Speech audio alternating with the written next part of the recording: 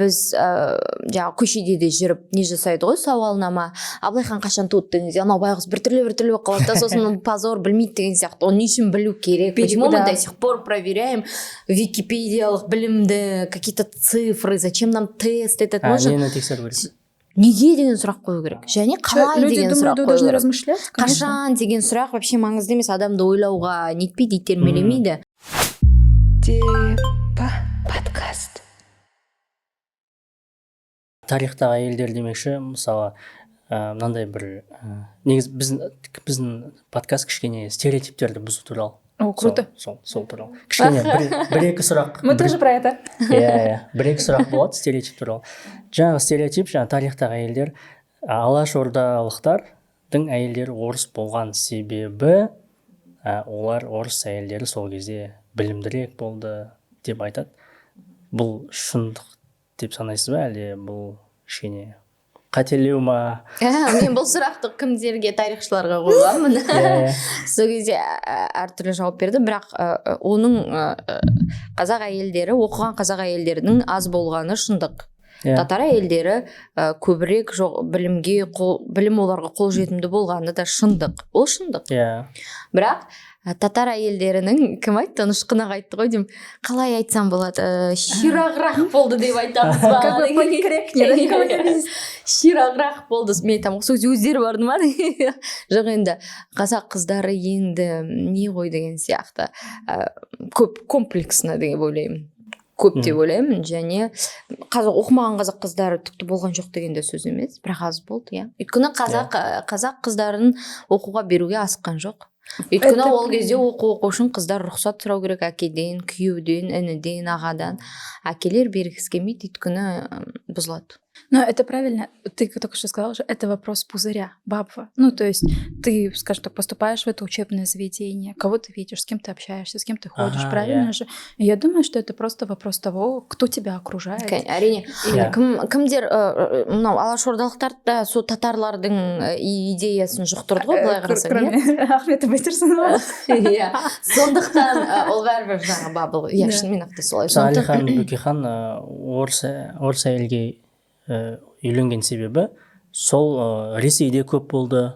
Да, я думаю, что... Нет, там много факторов. То есть ты не можешь говорить, что типа что-то одно, но как один из факторов это просто баба, например, ну, скажем так, условно, например, да, я училась за рубежом, и, скорее всего, я буду в кругу ребят, которые также учились за рубежом, скорее всего, да, мы будем разделять, это не потому, что я хочу с ними общаться, просто у нас общие ценности, какие-то общие приколы, общее мировоззрение, то есть какие-то такие бэкграунд, да, и это все складывается. Екеуміз үнемі ақылды айтамыз ғой, алашордалықтар біз қазір естіп қабылдап не қыламыз ғой, ол заманда алашордалықтар, мен ойлаймын, қалың қазақ үшін түсініксіз құбылыс болды деп ойлаймын. Есть такое, да. Ол біз қазір солай қабылдаймыз, түсініксіз құбылыс және кішкене алысырақ.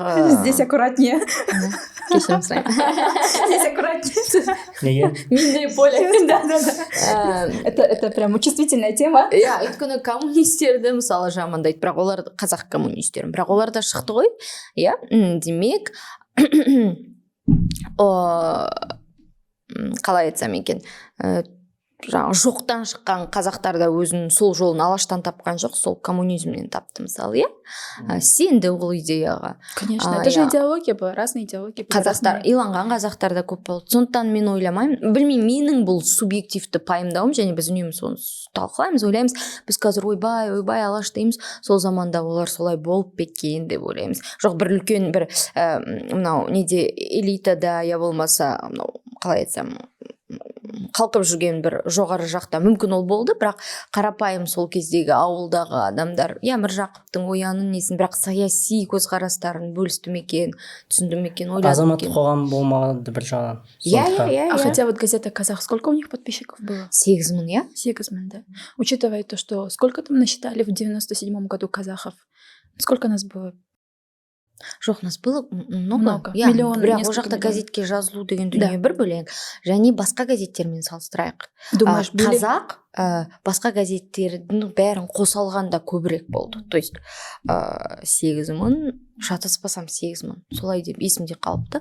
Бұндай айқап там 3000-ға дейін жетер жетпес деген сияқты. Просто они же были нерегулярные, а казах она была именно в принципе регулярный. Регулярный, Просто және айқапты неге ерекше айтады, өйткені онда кішкене дербес ойлар айтыла бастады. Басқалары туркестанский вестник, бір бәлесе вестник, ну вот қазіргі, так, здесь опасно, но қазіргі деп айтпақ, жалпы андай кәдімгі патшаның әңгімесінің нарративтерін таратушы емес, іштен шыққан әңгіме. Оның бәрі Орынборда шығады. Не қазақ Орынборда шықты.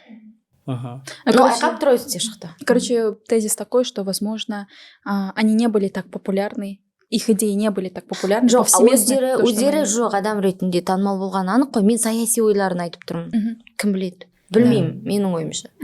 Особенно, когда вы, например, читаете книгу Уиша «Алаш демократия», книга, которая была написана под редакцией Бахаджана Бухарбая. И там как раз-таки есть статьи Миржақпа Дулатова, где он пишет про идеи равенства, гендерного равенства и о положении женщин в степи. И он там как раз-таки такие идеи выдает. Ну, как сол кезде таңғаласың, бұл бүкіл халыққа өтті ме екен деген сияқты. Потому что он там пишет о том, что сейчас я говорю не точно, но просто то, что я запомнила, о том, что казахская женщина, он говорит о том, что вот она как рабыня, да, нам нужно освобождать ее. Вот мы смотрим на на движения, которые происходят в Европе, да, женские, феминистические, нам тоже нужно стремиться к этому там видению и так далее.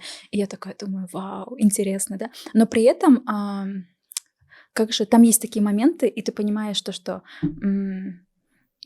вот как бы на женщину смотрят с позиции того, что типа она же наша младшая сестра, она же чья-то жена и так далее. И потом я такая думаю, как-то это не слишком за равноправие. Но потом мне как раз-таки ребята, мои коллеги, тоже друзья объяснили, говорят, во-первых, говорят, нужно понимать то время, да, а во-вторых, нужно понимать, как бы он донес бы эту идею до обычного народа, для которого, ну, скажем так, где все-таки очень традиционный уклад и где четко прописана роль женщины и роль мужчины. Субъективтілік туралы сөз жоқ ол кезде. Әйтеуір оқуға дегеннің өзі өте прогрессивті ойлар ол кезде. Сол прогрессивті ойларды алып шығу қаншалықты сол популярная вещь. Мысалы қазір бізде прогрессивті ойларды. Бірақ оқуға беру, оқудың бәрі орыс тілінде. Дұрыс па? Егер алашордалықтардың заманында. Русско-казахские школы, мне кажется так. Гимназияларда, медресе, гимназия, енді Гүлсімнің контекстінде гимназияда қай тілде оқыды олар? Ташкенттің гимназиясында. Она училась на дому. Жоқ, 8 жыл Ташкенттегі гимназияда оқыды. Одан кейін барып университетке түсті. Қыздарды алатын болсақ. Ал жоқ, одан кейін әрине орысша. Нет, я думаю, на русском в любом случае давали образование, потому что тогда это был английский язык современный, ну, как бы если переводить на современный лад, давали, потому что это было как возможность для того, чтобы поехать учиться в Петербурге, в Казани, в Москве. Это тогда были такие центры крупные, скажем так, для... язык возможностей. Язык возможностей, знания деген сияқты. Про коренизация басталып жатты, иә? Әрине. Коренизация это уже позже. Мы сейчас говорим же про Российскую империю, а это получается уже 20-е годы. Это с приходом советской власти. Кеңес одағының несі. Алғашқы саяси қадамы ғой коренизация.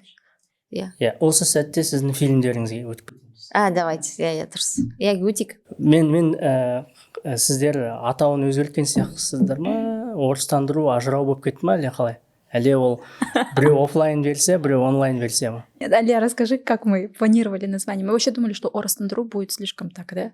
Қатты, орыстандыру деген сөзді адам қатты түсінбейді.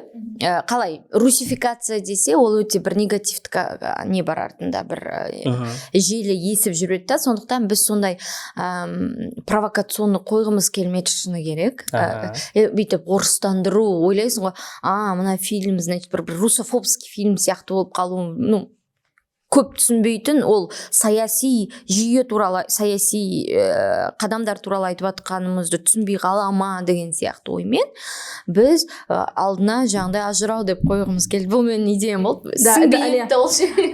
Бұл сепарация деген мағынада ма? Ажырау дегеніміз как разделение? Менде мынандай ой болды. Көрдің бе, талқыласпағанбыз ғой соңынан дейін. Өйткені Сәуле бірден ол ойды қабылдамады негізі, иә. Но мен оны тықпаладым, өйткені маған андай мән керек болды. Бұл менің түсінігімде коренизация болды. Одан кейін бізде русификация не істеді? Ол тілден ажыратты, ажырау, алыстау деген. Бөліну емес, ажырау, бүйтіп ажырайсың ғой бір заттан, діліңнен. Сондай мән бергім келді. А я восприняла это как ажырау, типа разделение, общество произошло. Не, ол бөліну. Да, типа вот возникли русскоязычные казахи и казахоязычные казахи. Но я изначально, помнишь, я тебе говорила же, типа, то, что точно это название, потому что я говорю просто как русскоязычный казах, я говорю, я как будто бы не чувствую его. Да, хотелось на казахском, который ты чувствуешь его Сізде қандай тоже. вариант болды ма? Давай, может, вернемся к Орыстандыру. жоқ, ажырауға көрдің ба, екеуміз талқыластық қой, Да. тілден ажырап қалдық деген сияқты, тілден ажырап қалдық, бөліну емес. Но это еще Олар было бізден мое. бөлініп кеткен, ешкімнен бөлініп кеткен жоқ, олар мынау ортақ неден ділден ажырап қалып деген мәнде салғым келді мен. А потом у нас стало, извините, типа ажырау, потом двоеточие Орыстандыру саясаты. Бірақ офлайн мен онлайн контенті бір, иә? Бір шатасыпты онағы адамдар. Аха. Иә, біз презентацияда басқа зат көрсетті деп ойлапты, ютубте басқа деп, екеуі бір, просто презентацияның мақсаты болды ғой. Иә. Иә, ал Зиялы қауымды жинау. зиялы қауым Это был да емес, питчинг жасау Пич, болды. это был пич, да. Біз Презентация UPO наша. бизнесмендерді шақырдық қой. Ол жерде UPO-ның бизнесмендері отты, Берік А Қаниев нені болды. питчтеу керек? Біз барымыз, қазақ тілді сапалы контент жасаушылар барымыз. Олар біздің бабылға кірмейді. Жоқ қой біздің бабылда. Олар бір-бірін білет, кімді білет, ананы білет, мынаны білет. Мысалы, документалка деген тем более скучная вещь, по сути ше. Көп адамдар естісе де бір архаикалық нелер келеді да. Сондықтан біз тек қана ескі продукт көрсетсек те, біз бармыз, біз өте адекватный заттар жасаймыз. Біз жаңағындай айқайлау ғана емес, біз тереңнен сүңгейміз. Және ол кісілердің көбісі орыс тілді ғой. Келген Берік аға, Қаниев болсын, Мухаряпов та, тағы да көп адам есімдер, мен ол кісілердің есімдерін жа. И UPO-ның құрамындағылар. И ол кісілер орыс тілді, біз көрсін деп ойладық. Мүмкін қалай өздерін табады ішінен, иә. И тапса, жаңа жақсы сапалы фильм өндіре алатын адамдарды көрсе, имидждік бірдеңе қалыптастырғысы келсе, бізге келсін деп ойладық. Біз бизнеспен жұмыс жасағымыз келеді. Бір пікір айтқан сияқты, Мухаряпов не деді? Иә, өйткені бұны презентация жасау сол кісінің идеясы болды. Бірден айтайын, әрине. Бұл деген былай болды. Ол көрген, сонсон хабарласқан, сонсон осыны менің достарыма көрсетіп, мен әйтпесе UPO-ның бизнесмендерін қалай алып келемін. Мен танымайтын адам оларды ана жерге әкеліп отырыс қою деген как бы непростое дело. Сондықтан win-win. Мен айттым, окей, егер достарыңызды алып келсеңіз, мен ол кісілердің алдында питчинг жасай алсам, қазақша контент бар екенін, сапалы қазақша контент бар екенін, және оған қаржы бөліну керек екенін, кезіндегі жомарттар сияқты. Солай айта алатын болсам, мен сіз өзіңіздің осы фильмнен алған рефлексияңызды айтыңыз, бөлісіңіз деп мен ұсындым. Болды. Яғни ол сол YouTube нұсқасын көріп бізге өз он смотрел. Вот он в зале сидел, смотрел, он говорил, второй или третий раз. Иә, әйелімді көрсеттім, бүгін әйеліме көрсеттім деді. Біз оның алдында ол фильмді көргеннен кейін кездескенбіз. Ол маған айтқан, мен дұрыс түсіндім ба, қалай деп. Он же говорил, я не знал, что это боль. Ол маған бүйтіп айтты. Я твою боль поняла деді.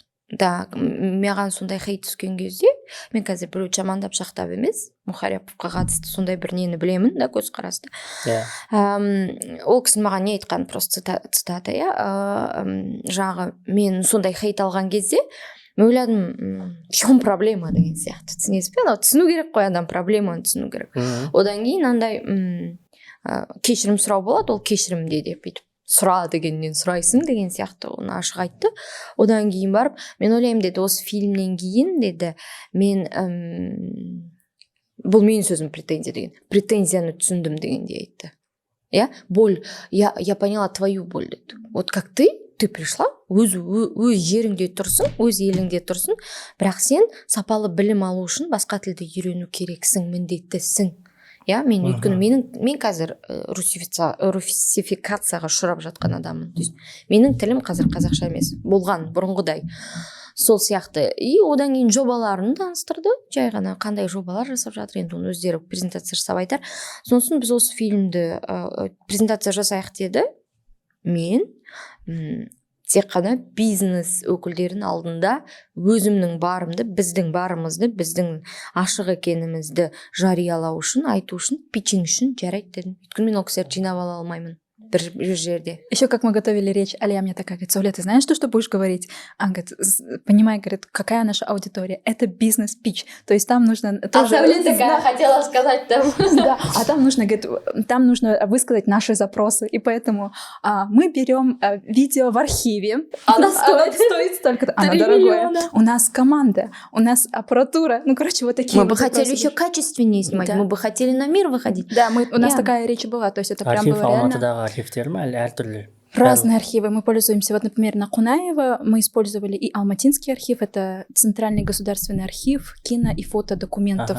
Вот, и еще также мы пользуемся российскими архивами. Есть еще зарубежные. Что еще дороже? Да, российские архивы, например, да, это частные архивы, ну, есть у них и государственные, но частный архив, то есть они почему-то некоторые свои вот эти старые эти передали частным компаниям, и вот они, например, там минута стоила, если у нас минута стоит, там, условно, в нашем архиве 3000 тенге, архивного видео, там минута стоила уже 25-30 тысяч тенге. Теперь скажи, шетелдіктер. Шетелдіктер, там вообще, когда мы запрашивали у финнов, у них было там $1000, $1000. Ну, почему на финны минуты нужны были? Потому что финский документалист приезжал в Казахстан и снимал Я сейчас, возможно, не точно скажу, но я помню, что там были очень большие суммы, от которых у нас было так...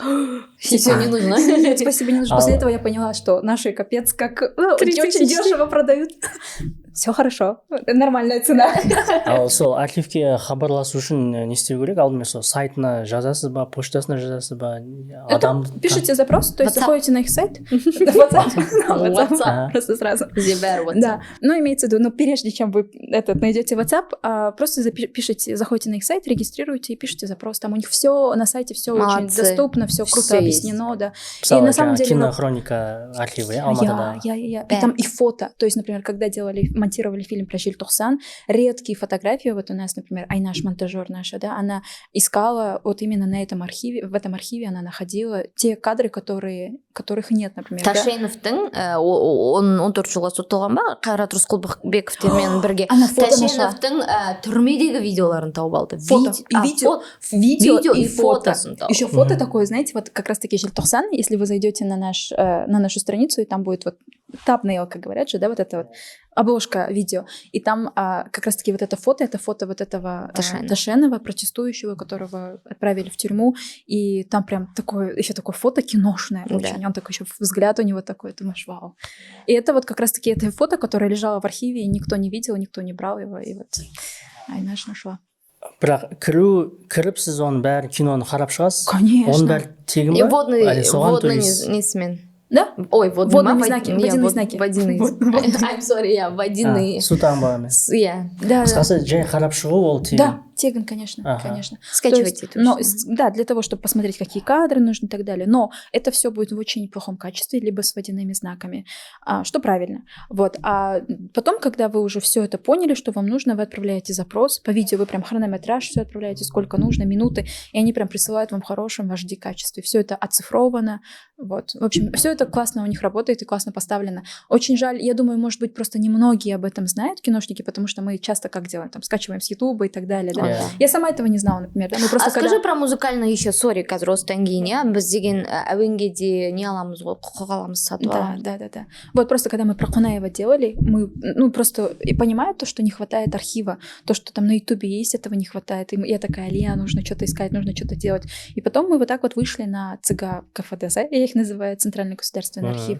И потом еще есть российский архив, тоже очень классный, но который дорогой, но тоже очень классный. И что мне понравилось, и первый, и второй быстро работают. Прям ты попросишь, они в течение, учитывая, что мы там на Кунаева у нас вообще огромный был архив. Можно же сказать, да, насколько он у нас вышел? У нас архив только визуальный, видео вышел на 800 тысяч тенге. Нет, больше? Больше? Конечно. Нет, 800 это именно ЦГА КФДЗ. А еще мы доплачивали российскому архиву, там тоже где-то 200 тысяч. Короче, миллион с чем-то у нас вышло. Бұны кім бұл өз қалтаңыздан?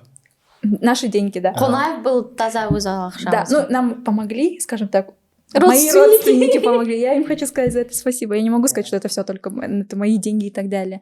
Но имеется в виду то, что у нас не было какого-то там на стороне заказчика либо спонсора. Это все чисто наши усилия. Ешқай фильмде жоқ. Русификацияда да жоқ. Есте болсын, ойлап қалмасын. Камрамиля Мухаряпов бізге русификация. Или у нас кто-то заказал. Нет, ешқай фильмде желтоқсанда да, Қонаев. И даже фильм, который мы сейчас делаем, который называется «Ислам в степи». Почему мы мусульмане? Да, почему мы мусульмане? Неге без мусульман без. Это тоже чисто наша инициатива, просто желание понять, кто мы в этом мире. Ең маңызды тақырыптарды алып жатыр екенсіз. Нам тоже по болям. Кім айтады? Кім біраз адам тақырыпты айтсаң шошиды да, керек емес әзірге там дұрыстап. Мен айтам, енді ол айтам, сендер аз білімдерің бар екен, сендер лучше тиіспей қой. Мен айтам, күшті емес па? Когда профану чайник идет что-то узнавать, ты объясняешь по-чайниковски. Вот ты говоришь, о, мен бүйтіп жүргенмін, вот деген сияқты.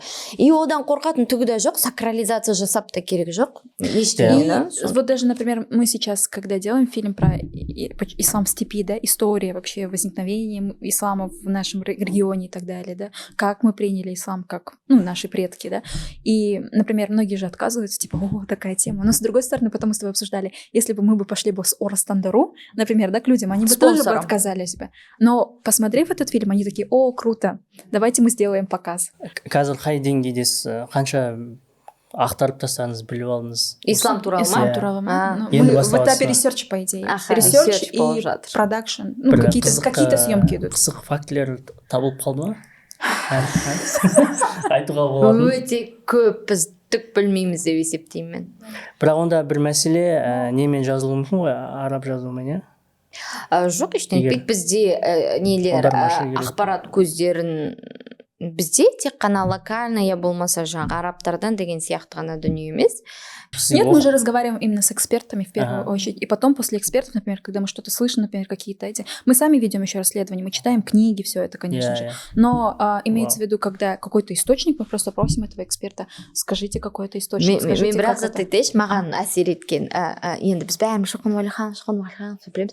Бірақ бірінші рет Шоқан Уәлихановтың осы мұсылмандық туралы критикасын оқып, ойладым, вау, неге бізге мынаны мектепте оқытпайды деген сияқты. Это так интересно. Вообще мы с тобой какую-то другую параллельную историю, да, открываем для себя, потому что в школе на самом деле учат очень академично, и тебе не объясняют смыслы, да, на самом деле, какие... Радикал ойлар салмайды.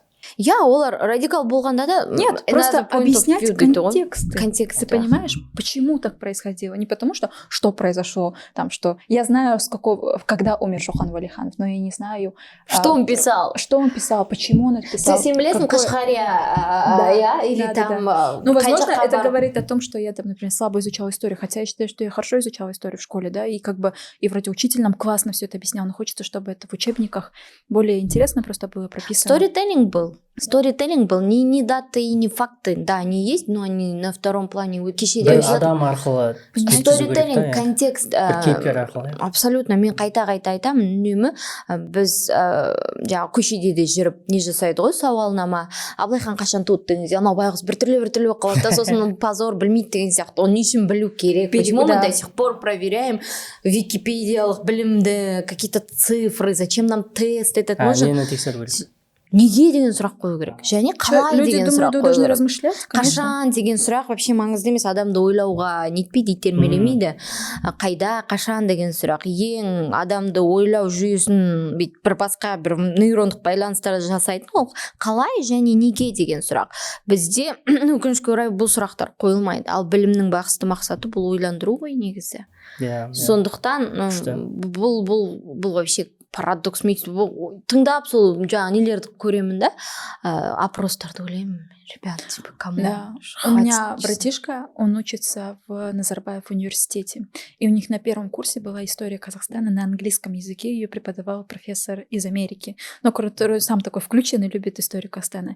Это я не хвалю сейчас там американцев и так далее, нет, ни в коем случае, просто я хочу похвалить, отметить систему преподавания. Вот я даже помню, тогда было у них онлайн обучение, и он сидел на уроке, и вот они прям брали, они никакие учебники не читали, они брали источники.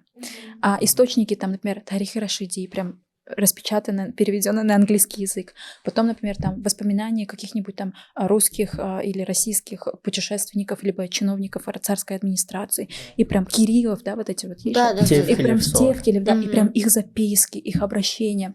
Это Потом же кайф. Они же читают, могут создавать свои нарративы. вот, они же могут... они читают эти источники, и потом с учителем, а учитель им не просто читает лекцию, он не навязывает им какую-то точку зрения, он задает вопросы. Господи, задавайте Он вопросы. задает вопросы, и он говорит, как вы считаете, почему это было там, например, почему они проходили там, как младшая Орда, да, младший Жус входил в состав царской России, и там, например, а почему, кто тогда был? Абу-Хаир хан, да, почему он принял это решение?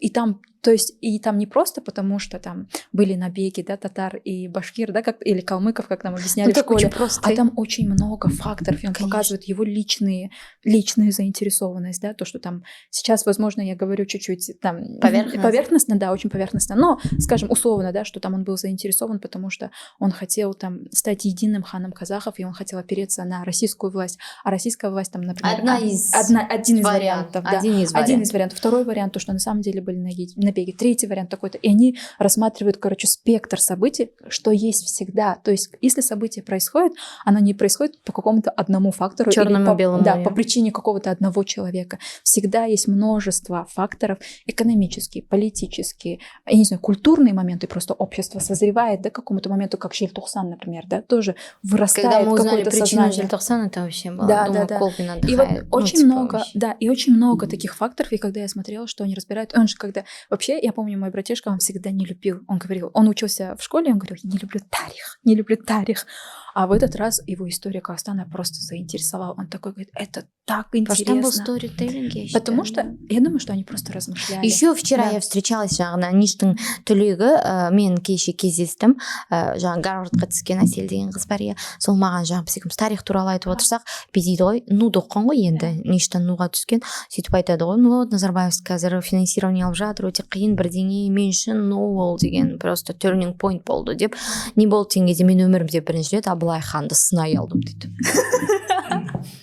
Ты же не можешь, капец, ну Абылай хан дейді. Маған вообще сынауды, ойлануды, критикалық ойлауды, варианттардың көп екенін көрсетті. Сол кезде адам өзі ойлана бастайды. Мына жер. Сол кезде айтқан кезде мен ойладым, шынымен ақ та өзі қазір бір жалғыз университет, бірдеңе берген және бір пласт қалыптастырған. И то бұл шындалдалын шығарып жатыр деп ойладым. Желтоқсан себебі дедіңіз ғой жаңа, соны... Ой, біз былай үйренеміз. Мектепте бүйтіп айтады, Колбин деген бір қара құс келді. Аппақ Қонаевтың жағы бетінен бір ұрды. Содан отырып алды да, сол Колбиннің, сол қара демонның несінен, мысалы, бізде сондай магическое вот это мышление, қазір алашордалықтар туралы да сондай бір заттар жасайды ғой. Вот коммунисты, антагонисты, алашордалықтар періштелер. Ничего не говорю, просто вот бізде миымызды солай ғана ойлатты, вот straight forward миларды. Бұл деген өсірмейді адамды. Солай ойлатады, бүкіл тарих, қазіргі нарративтердің бәрі сондай. Желтоқсанды солай оқыдық, ойладық. Бірақ желтоқсанның шын мәнінде неліктен олай болғанын көрсен, варианттар, факторларды, триггер ғой Колбин деген әшейін. Көрсең таң аласың. Бірінші қазақ тілді бабылдың қалыптасуы ауылдарда, олардың қалаға келіп ассимиляция жасай алмауы, адаптация жасай алмауы. Содан қалада қазақ тілді бабылдардың қалыптасуы және олардың әлеуметтік статусының төменірек болуы, олардың жұмыста қала алмауы, қалада қала алмауы, әлеуметтік неравенство дейді ғой, әділетсіздік. Осының барлығы... Не могли пользоваться всеми возможностями. Вообще, ешқандай мүмкіншілікпен қолданып. Сол сенің өзіңді жаңағы әділетсіздік қой. Әділетсіздік. Содан туады, ана квартираға прописка жасай алмайды, жұмысқа тұра алмайды, қайтып ауылға бару керек, ешкім емессің, түрлі сондай. Но это социально-экономический фактор. А есть еще саяси, политический и политика культурная, давай его так назовем. Помнишь, когда... Культура, сенің әдебиетті пісіріп алып келіп.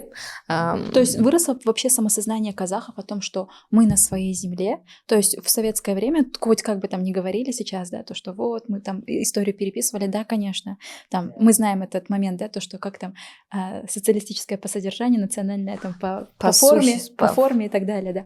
Но в любом случае то, что были написаны книги, да, там Абай Жолы, например, Кушпенделер, да, очень много таких исторических книг, и когда люди, казахи, например, условно читали эти книги, они начали обращаться к своей истории, к своим истокам, к своим корням, и начали уже, например, ощущать себя, как нам вот Арслан, историк, в фильме Кунаев он говорил, они ощущали себя уже казахами. Как бы хозяевами на этой территории, и там очень много факторов сработало. И то, что национальная интеллигенция выросла, да, хоть и советская, но в любом случае, да, написала про нашу историю. Это 50-й, 60-й, 70-й годы. 70-ші жылдары Колбин келсе, желтоқсан болмайтын еді. То есть триггер болмайтын еді, өтіп кететін еді. Но сол заманда жаңағы Сәуле айтқандай, саяси мәдени, да, жаңағы экономикалық, әлеуметтік, осының барлығы ұштасқан кезде бүкіл сондай бір кішкентай Колбин болсын, кім болсын, Саша Петров, любой, да, мысалы, даже Колбиннің әңгімесі емес, басқа бір триггер шыққан бетте жарылады. Да, если вы посмотрите, например, на линейку всех руководителей Казахской СССР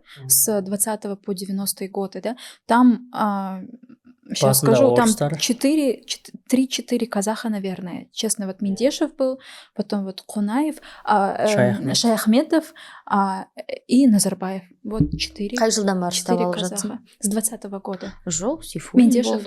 Сейфуллин, это же еще когда... Киргизская. Уражандосов, да. Но имеется в виду, их не было так... Бір был, да? Да. Но их не было. Да. Полностью. Но их не было, имеется в виду, так много. Там очень было людей, не только орыстар, там было много национальностей. Там были и грузины, и армяне, и поляки были. То есть, да, вот. Получается, там были разные национальности, которые руководили казахской автономией и республикой позже. Просто имеется в виду то, что этого же не произошло в 30-е годы, это не произошло в 40-е, в 50-е годы, а почему-то произошло в 80-е годы. То есть накопительный фактор есть. И второй фактор еще, можно я скажу, да, по поводу Кунаева все-таки, да, то, что все-таки сработал тот факт, что, как-никак он подтягивал на рабочие места, да, на такие позиции. Казахов. Очень много казахских, казахов, точнее говоря, да, на эти позиции. И, скажем так... Элита создалась. Да, элита создалась. И, например, те же самые Ауэльбеков, да, потом кто у нас там были? Назарбаев. Их же было несколько человек, которые претендовали... Камалединов на место... Аухадиев, да, которые претендовали на место первого секретаря. И они тоже были недовольны, когда пришел Колбин. В смысле, мы же сами тоже можем. То есть там было очень много факторов взаимосвязанных, которые в итоге вылились в Желтоқсан. И есть вот такой уровень на уровне народа, да, граждан, скажем так, да, на уровне политический уровень, культурный, и нужно еще понимать, что происходило масштабно в Советском Союзе, и вообще перемены происходили, да, 86-й год, это уже в 85-м году гласность, кажется, была объявлена, да, поэтому, то есть, когда говорим о событиях, да, они всегда такие многогранные. Сол ғой біздің айтып отқанымыз тек қана адамның критикалық ойлау жүйесін дамыту үшін сакрализация жасамаймыз, қара ақ деп бөлмейміз, бір қандай да событияның бірақ себебін айтпаймыз, ол өте көп, ол әртүрлі нұсқалар көп, адамға таңдау құқығын береміз, анализ жасау, таңдау құқығын. Біздің фильмдер сол туралы. И вообще, мне кажется, все нұсқалар туралы, да. И мне вообще кажется, все наши фильмы это не про аудиторию даже, Аля, как бы это бы ни звучало бы эгоистично. Это про нас с тобой. Конечно. Это просто мы хотим сесть и разобраться. А почему так? Когда мы делали про Кунаева, эта идея была Алии.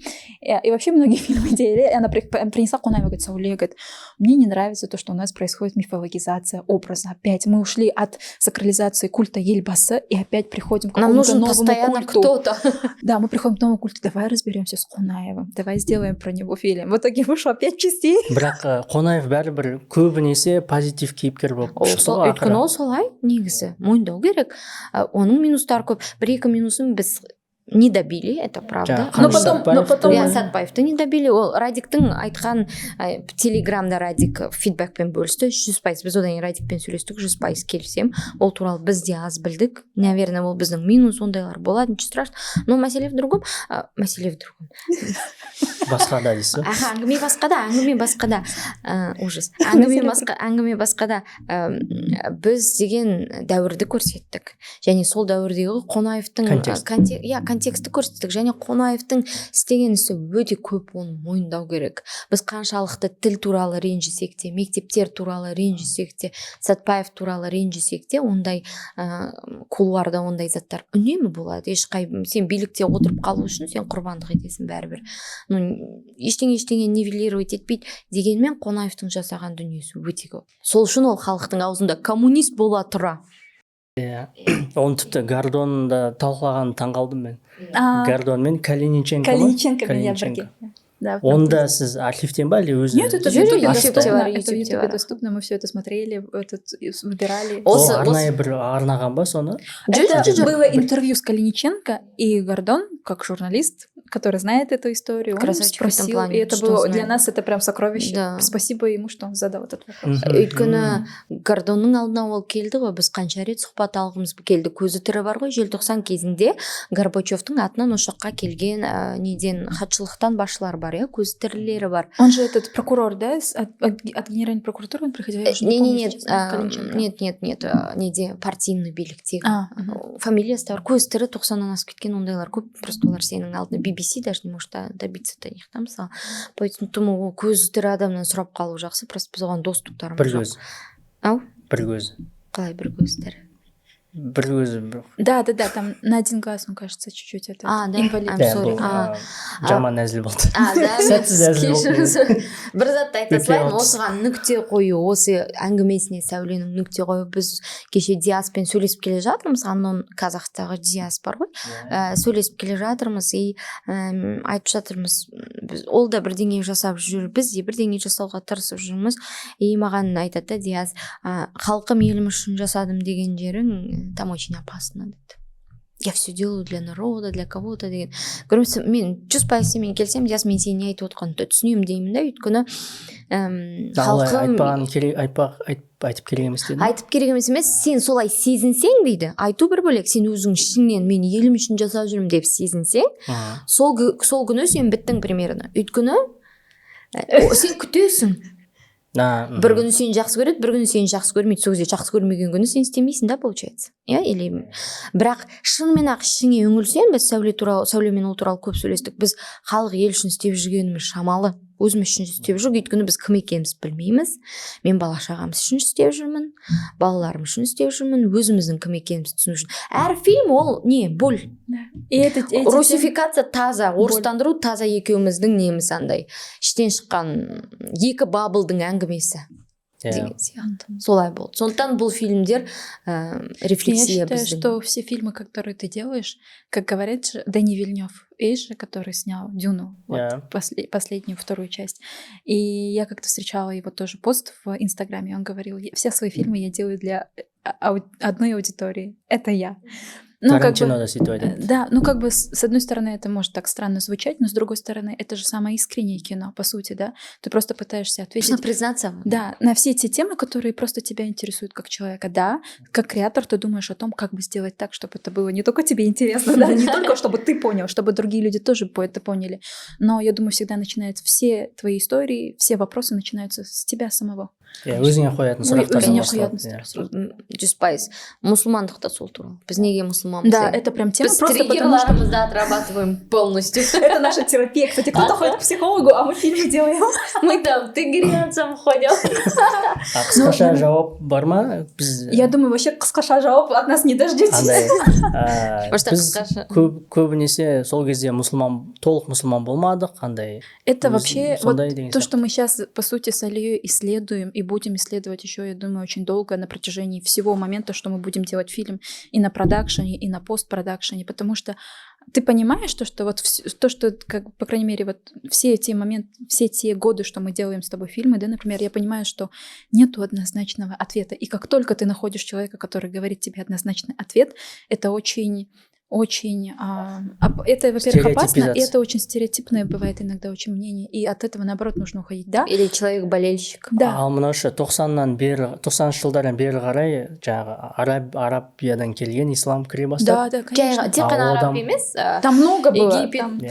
Там, как я же назвала же, типа, секты, мне говорят люди, которые работают в комитете по делам религии, говорят, мы не говорим секты, мы говорим деструктивные религиозные течения, это неправильно, это как, Ол да окей. шындық. Әртүрлі кезеңде бізде дін әртүрлі неге ие болды.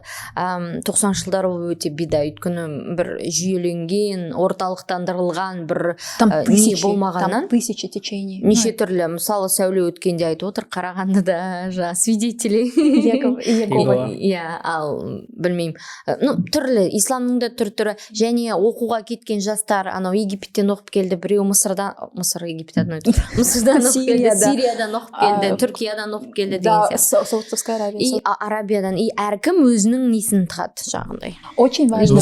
Нұсқасын, иә. Очень важно понимать, вообще я начала сейчас понимать, как вот человек, который работает с таким контентом, что очень большое значение играет вообще бэкграунд, который ты получил в детстве, и вот в таком еще более-менее молодом возрасте, скажем так, от 18 до 25 лет, это очень большое значение имеет, потому что, например, у нас с Алией, поэтому чуть-чуть, когда, мы с тобой очень сходимся, да, но в любом случае какое-то, может быть, разное мироощущение именно из-за этого бэкграунда. Например, к чему я веду? К теме религии, например, да, Алия говорит, ты росла в таком обществе, да, в казахском, но при этом, где вот ислам, мусульманские какие-то традиции, оно все сохранялось, да, имеется в виду, соблюдалось.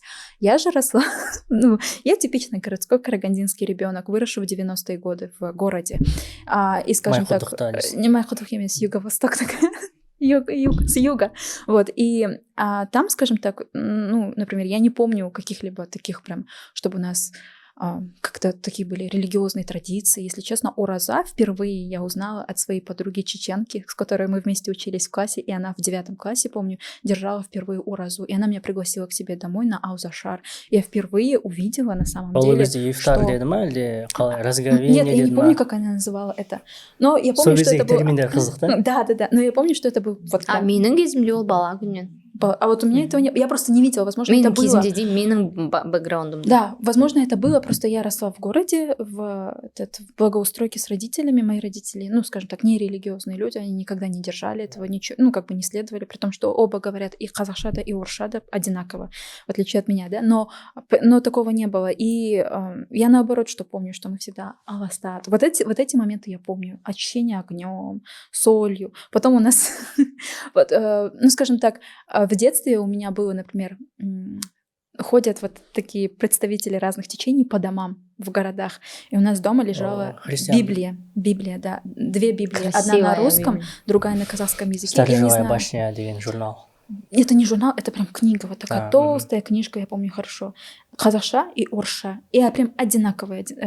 И я помню, это была моя самая любимая. Мне лет тогда 5-6. Самая любимая моя книжка была, потому что все остальные книги, которые мне давали, они были такие желтые страницы, без никаких рисунков. А эта книга, она прям с такими, как журнал, вощеные страницы. Видимо, очень хорошо заплатили за них. Вот. И там были такие рисунки. Там было вот как Инстаграм-версия, да, такая. Вот маленький текст и огромные рисунки. Прям для детей Библия. Жұмақтың суреттері. Да. И прям, я помню истории прекрасно про Самсона, его длинные волосы, его силу. Мен сол кезде ше Сәулеге өз русификацияны жасап отқан кезде таң қалғам. Андай таң қалам да.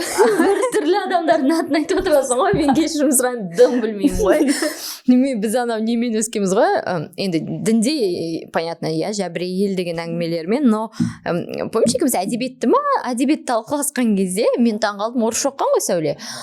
Әдебиетте, мысалы, жиренше деген сияқты Алпамыс, сен сондайларды оқисың ғой.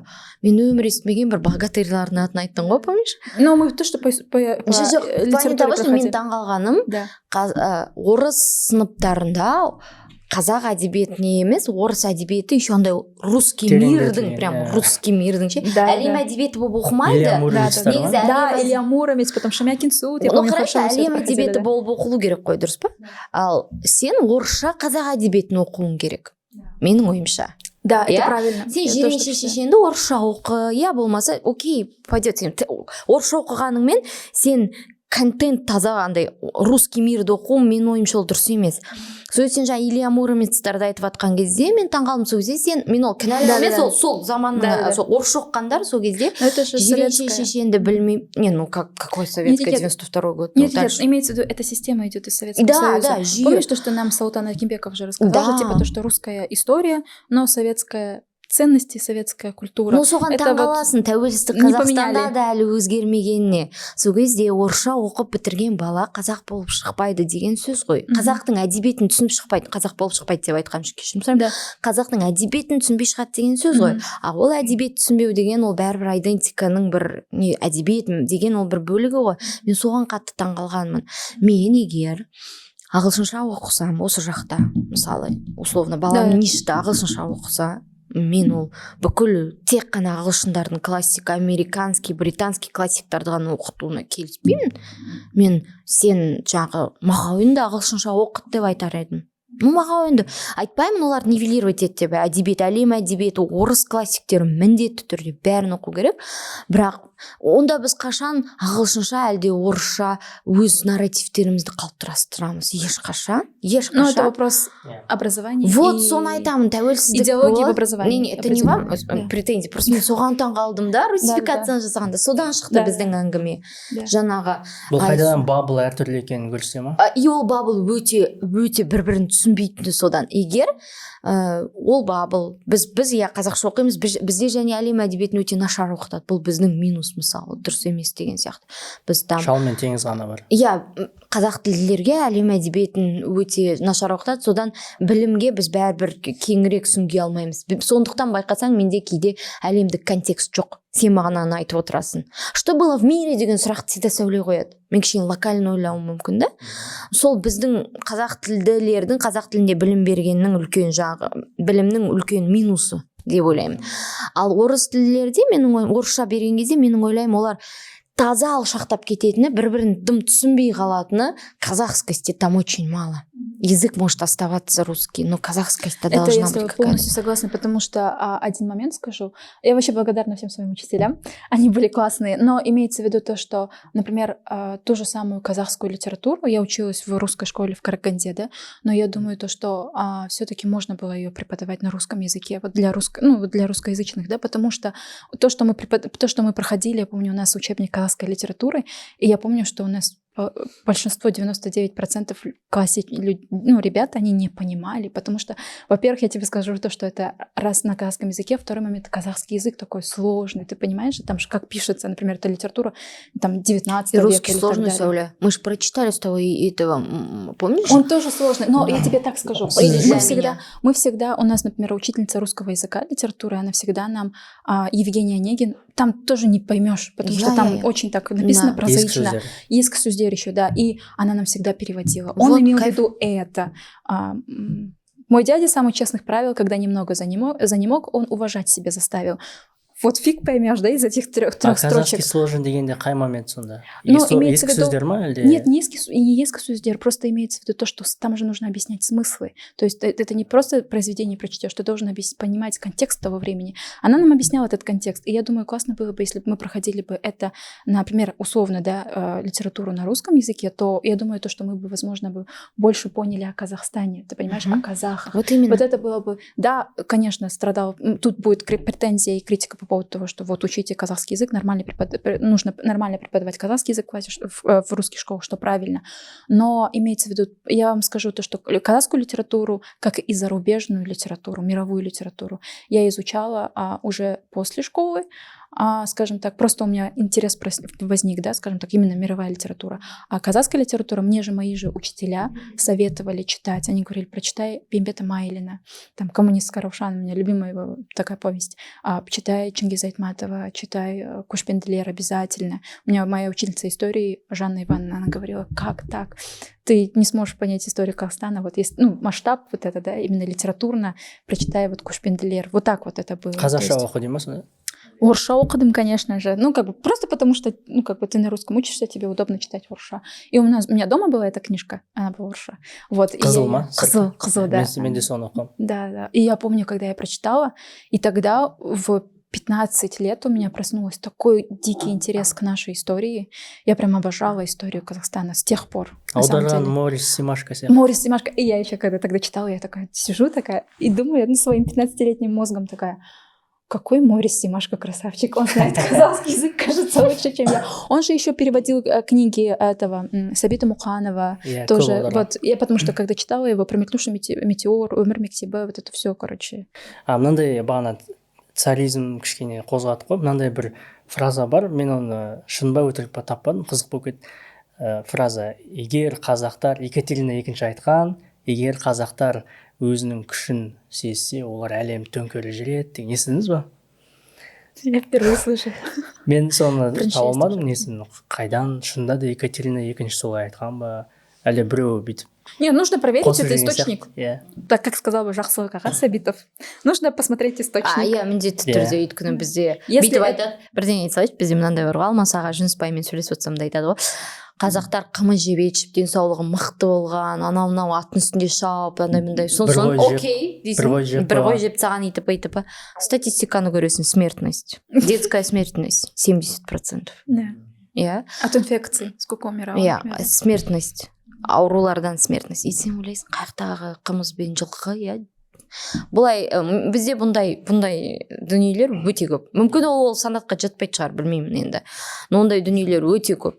И қазір, ол бұрынғы бөлек әңгіме, қазір соны жалғаушы, таратушылар да өте көп. Білмеймін, өзі ұлтты алып шығу үшін солай ұлықтай беру керек деген бір не бар ма, бірақ қазір көтермелеу жүру керек деп, авторитет салмасын деп. Алаштың айналасында тьма тьмущая, ойлайсың, бір бүкіл жерді қорғап қалған бір адам деген әңгімеге алып келген кезде, бір нарративқа алып келген кезде, бүкіл жерді қорғап қалған бір адам дегенге алып келген кезде, сен айтқың келеді, я, ол адамның үлесі бар 100%, бірақ сен күллі контекст ташы, сол жерді да, Ленин тоже был, в принципе, оған ол выгодно было. Неге сен одан антагонист жасайсың? Бір Ленин бетінен бір құрып, біреу тағы жоқ қазақтың жері деп айтқандай істейсің да? Но по сути, бүкіл контекст ашта түсіндір, неге ол Ленинға қажет болды? Неге ол былай болды? Кішкене ашы, құдайым-ау, өмір бақи қазақты ақпен қараға үйрете бермей деп. Жастарды дейікші, сөйтіп айтқым келеді. Бұндай заттар көп, и просто источник. И это же интереснее. И это же интереснее. Например, вот даже с позиции кино, например, да, вы смотрите фильм, и у вас там супергерой, который никогда не ошибается и совершает только добрые дела. Скучно же на него смотреть, да? Интересно, да, интересно же смотреть на человека. Это же люди, как он ошибается, как он осознает что-то, принимает новые решения. И все а ты попробуй Абай туралы солай істеуге, Сәуле. Нет? Сними фильм. Мысалы. Келесі мұсылмандықтан кейін Абай туралы деп отырсыз ба? Жоқ. Бізде негізі Абай туралы қызық болады, өйткені Зәуре Батаева бір конспирологиясын ашты ғой кішкене. Әлихан Бөкейхан оның кейбір өлеңдерін жазған. Жамбыл Жабаев туралы да бір конспирология бар. Жамбыл туралы жақсы фильм шыққан сияқты. Кім? Я, Жандос Құсайыновтың. Ал Жамбыл Жабаевқа біреу жазып берген өлеңдерін дегенге келісесіз ба? Енді оны тереңірек кім Жандос айтып берер, бірақ кім ол, мен сенбеймін 90-дағы адамның отырып түсінгенін, жаңағы пролетариат деген әңгімені жаза алғанына сенбеймін. Машина жұмыс істеді деп ойлаймын. Машина. Кеңес пропагандасының машинасы это супер мощная. Она может из любого сделать героя. Кстати, из этого можно поучиться тоже. Why not? Сіз онсы да бұрын істедіңдеріңіз? Нет, из этой... Да, конечно. Біздің пропаганда проигрывает. Много. Орыстардың большевиктердің пропагандасы, пропаганда машинасы деген ол масқара. Енді өзіңіз ойлаңызшы, мен әкем біздің үйде Лениннің басы тұрды. Ленинға кім кеше Арай Әлімханмен көлікте тұрса Арай айтады ғой, мен бірінші жазған сөзім Ленин болды дейді ғой. Но енді пропаганданың бұл нәтижесі деп ойлаймын. Ленин ата құдай сияқты. Коммунизмді олар кәдімгідей дінді таратқандай таратты. Сондықтан бұл пропаганда, бұл кәдімгі пропаганда. И сен бәрібір, мен қазір уже тәуелсіздікте туған адам, мен Кеңес одағының әнұранын білем, менде бір нелері бар. Өйткені мен папам бірдеңе жасап отырып та деген сияқты и лениннің бас тұратын ойлайтын бос. Бірақ мен қатты білмеппін, но мен андай ойнайтынмын Ленинмен. Сол кезде оны типа тиіспей деген сияқты сондай. Но я вчера читала, есть книга у Зиры Наурызбай «Четыре облака», и там она как раз-таки писала про Махамбетову Тимосоло и про восстание вот это, которое с Исатаем было. И я такая... Она еще так классно написала, и у меня прям такие образы возникли перед глазами, прям кадры такие. Я такая думаю, там же такая политическая борьба была, там столько можно на самом деле из этого вытащить. И классно было бы увидеть про это фильм художественный. Но на самом деле очень интересно. Алтын Орда туралы көреміз Netflix'тен. Иә, а хотелось бы, чтобы мы делали. Жақсылық Сәбитов дедіңіз ғой, соның бір ұсынысы бар ғой, келісесіздер ме білмеймін. Қандай? Мысалы басқа елдер өз тарихын династиялармен айтады, ал біз мемлекеттермен айтамыз. Мысалы Қарахан мемлекеті, Алтын Орда, ал аналарда Романов, Рюрик, солай дұрысырақ дейді. Жүйелірек дейді кім. Өйткені мен оның қаншалық дұрыс екенін кәсіби тарихшылар айтады, бірақ мендегі шатасқан затты айтайын, мен үнемі айтамын, фрагменталды бізде тарих. Бөліп шашып тастайды. Но почему это присутствует? Потому что у нас же опять-таки с чем мы столкнулись, например, даже исследуя тему ислама, да? Сейчас мы там, если мы там до этого в 20 веке копались, да? Сейчас мы еще дальше. 8 век. 8 век. Тюргеши. Вот. Атлас шайқасына келіп қалдыңыз ба? Да, Атласская битва. Вот. И соның мифін ашу керек сияқты, Атлас шайқасы қалай әсер етті? Вот о чем я хочу сказать, о том, что мало источников. И как то, что я поняла, что мы мало о себе писали, очень много про нас писали. И эти знания, на самом деле, они очень обрывочные. Даже тот же самый Жақсылық Сәбитов нам говорит, что у нас про Томирис написано 3 строчки, про кого-то написано 2 строчки, про кого-то написано это, и мы из этого создаем на самом деле, ну, пытаемся какие-то нарративы создать, да, у себя в голове. Вообще, что было. Роман жазыпса, да? Да, роман. Ну, окей. Из этого, правда, 3 строчки, да? Так, здесь опасно, ребят. Да. И вот, но имеется в виду то, что как бы настолько знания о нашей средневековой истории. Но, Сауле, есть разные источники. 3 жылдан бөлек есть ауыз әдебиеті бар, түрлі дүниелер бар, ребят, там не только бумажки. Но имеется в виду то, что ты не можешь однозначно подходить, опять-таки, не говорить, вот источник этот написал, так было. А вдруг он написал так, потому что ему сказали так написать. Геродот вообще был здесь, ты Да. А вдруг он просто там мимо проходил и это увидел, и ему так показалось, да, тоже второй момент. И второй момент, то, что ты не можешь о картине судить чисто по этим источникам. Вот мы, например, тоже решили взять нашу литературу, да, ауыз әдебиет, там мифы какие, там иносказания, которые были вот у тюрков, у казахов впоследствии, да, чтобы более-менее сложить у себя в голове цельную картину, хотя бы для себя понять. Мұсылмандық туралы. Қазіргі біздің тоқтап тұрған дүниеміз ол мұсылмандыққа дейін, мынау енді біз қарахандарды айтамыз ғой, ресми, мұсылмандықты қабылдады. Оған дейін бізде не болды деген сұрақ түсінгіміз келеді.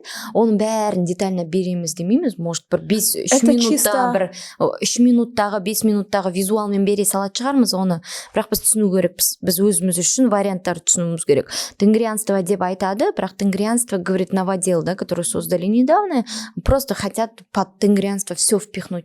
Ну, возможно, в любом случае были же какие-то верования, ты должен понять, во что верили. Мындай бол, наным сенім, иә. Сондықтан біз соны түсініп аламыз да, сонысын мұсылмандықтың исламның интерпретацияларын, ну, как бы трансформациясын қараймыз. Бірақ біздің акцент қоятынымыз, фильмдегі қатты акцент қоятынымыз, ол Ресей империясы кезі Совет одағы және 90 жылдар. 90-е годы они прям бізді қалыптастырған соңғы 100 жыл. Бізді қалыптастырған соңғы 100 жыл вряд ли бізге атлық шайқас бірдеңе істеді, да, условно, Тенгри. Сейчас кто-то с тобой поспорит в комментариях. Окей. Я шамандық бәрібір қалды, но в любом случае бізді қалыптастыратын соңғы 100 жыл, сондықтан біз түсінгіміз келетін Ресей империясы, Кеңес одағы және 90 жылдардағы трансформациясы. Да, и то, что мы хотим сказать, ну, наверное, понять, то, что религия трансформируется. И это, как и идентика человека. Как и идентика, и это окей, мы должны воспринимать это окей. Ну, скажем так, она трансформируется и под, скажем так, традиции этого народа. То есть мы хотим сравнить даже, например, какой ты уже ислам... раскрываешь здесь карты и классикалық исламды станушылар на фильм. Нет, ну имеется в виду то, что вот, например, какого придерживаются там. То есть всегда идет сплетение с местным менталитетом, традициями, и мы хотим это просто понять, как это идет. Сопылық болады онда, әрине біз Вот мы же- Түркістанға кетіп бара Вот мы жатырмыз. же едем и снимать Софию. Бәрібір ол жерде. Иә. Кайф, я обожаю наши фильмы, по сути, вообще Да. жанр. Но ты же говоришь, типа, то, что мы раскрыли карты и так далее. Но с другой О стороны... чем екен мы не знаем. Да, мы о не чем, знаем. О чем мы не знаем. қалай деген Просто- сұраққа жауап бересіз. Қалай деген сұраққа және неге деген сұраққа жауап береміз. Бізде ол жерде себептер экономикалық дін деген Өз зат ол пікіріңізді айтпайсыз әрине. возможно Мынау ішінде будет дұрыс, какие-то мынау дұрыс. моменты жоқ я же выступаю ол жерде мен үнемі біздің фильмдерде өзімнің бойларымды айтатын адам сияқты болып отырамын ғой. Мен айтамын бірақ ол жерде ремарка бұл менің пікірім ол мен и мен айтқан жерлер в основном ол менің пікірім. Неліктен ол маңызды өйткені біздің фильмдердің бәрі біздің эмоциялық коннект бар ол жерде. Және сол эмоциялық коннектпен біз бөлісеміз. Сәуленің бэкграундымен мен ол болады міндетті түрде өйткені Не, мы это все обговариваем, Да. конечно, и мы говорим то, что так здесь. И во-вторых, просто бывают какие-то моменты, которые ты не добьешься у спикеров, у экспертов. Да. И я говорю, Алия, здесь, например, мы решаем, да, что здесь обязательно нужно этот момент проговорить, чтобы люди поняли или Чтобы мы точнее не поняли, дискредитировали или кого-то, кого-то чтобы не мы дискредитировали, да, и так далее. Это обязательно важно. Жақсы. Короче, любое кино это бірақ про бұл жердегі ең понимание. қиын зат әзірге Сәуле екеуміз үшін бұл дін ғой. Сондықтан сен бізде ойбай мынау салафит андай мынау мынандай деген сияқты не бар. И мы боимся, қорқамыз да біздің спикерлер бір не болып қалмау керек, хейт спич кетіп қалмау Да, керек, бір это өте важно. негативті ключте болып қалмау керек. Өйткені әркімнің өзінің пікірі бар. Салафит болсын кім болсын ол өзінің пікірін ұстанады. Біз оған екінші Және жанына біреуді жабыстырып қоймаймыз, который скажет ол салафит деген бас деген сияқты екеуін жабыстырып қойсаң уже сен оның бытшын шығардың да уже да сценарийда. Это уже манипуляция. Иә, манипуляция. Біздегі басты не біз Сәуле екеуміз. Қонаевта бар ондай екі түрлі пікірді Но одан біз алып шығуымыз мүмкін. Демек біз как-то вот ондай моменттерде вот демек біз Это конфликты мнений. иә, конфликты. Но это не так, что, басына- но это не так, что мы кого-то прям нивелируем и говорим, вот это неправильно. Это просто конфликты тезисов, конфликты их Ол мировоззрения. болады конфликттер міндетті түрде. Менің айтпағым жаңағыдай басына тиіп ол деген андай мындай деген сияқты. Сондықтан именно дінде бұл өте қауіпті өйткені бұл сондай не ғой, нәзік зат қой. Сондықтан біздегі қазіргі бір по тонкому моменту соған кетіп бара жатырмыз. Екінші өте жұқамыздың иә, үстіне ба? жұқамыздың Ну, үстіне это самое және интересное, я считаю. чем глубже, тем больше знаний. Сол қиын, иә? Но это самое интересное. Я недавно слушала Дэвида Боуи, знаете, да, такой певец, музыкант известный, да. И вот он говорил, что самое интересное в творчестве, когда ты делаешь не просто то, что ты знаешь, а когда ты заходишь за какую-то границу, там, где ты не был, например, да, там, где чуть-чуть опасно, имеется в виду, это и есть то, что ты познаешь как творческая личность. Вот. Жақсы, келгендеріңізге рахмет. Рахмет. Уақыт бөлдіңіз. Рахмет. Иә, сол біз осымен болдық, біз сау болыңыздар. Рахмет сізге көп. Иә. Типа подкаст.